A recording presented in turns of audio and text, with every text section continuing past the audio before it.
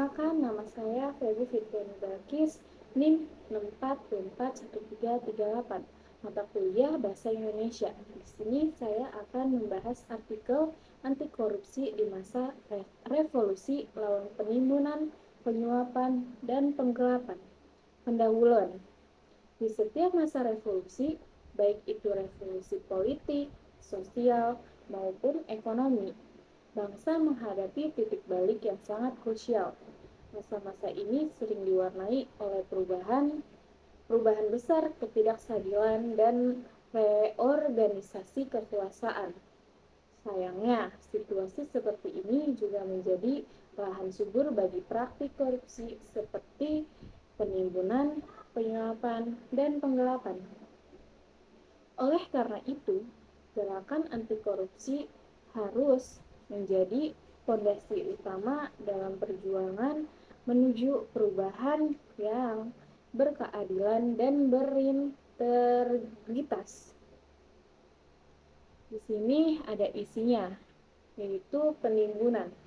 Penimbunan adalah keserakahan, pengorbanan, kesejahteraan.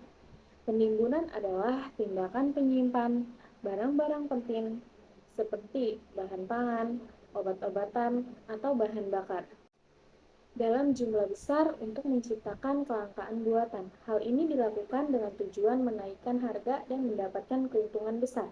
Di masa revolusi, ketika rakyat berada dalam kondisi sulit, penimbunan menjadi bentuk kejahatan kemanusiaan. Ia menambah penderitaan dan memperparah krisis. Gerakan anti korupsi harus memastikan adanya pengawasan ketat terhadap distribusi logistik dan kebutuhan pokok, serta menjatuhkan sanksi tegas terhadap pelaku penimbunan. Pemerintah, media, dan masyarakat sipil harus bersatu membongkar praktik ini dan menjamin distribusi yang adil. Di sini ada penyuapan. Penyuapan musuh transparansi dan keadilan. Penyuapan seringkali menjadi alat untuk mempercepat atau mempermulus suatu proses. Namun, pada kenyataannya justru merusak sistem dari dalam.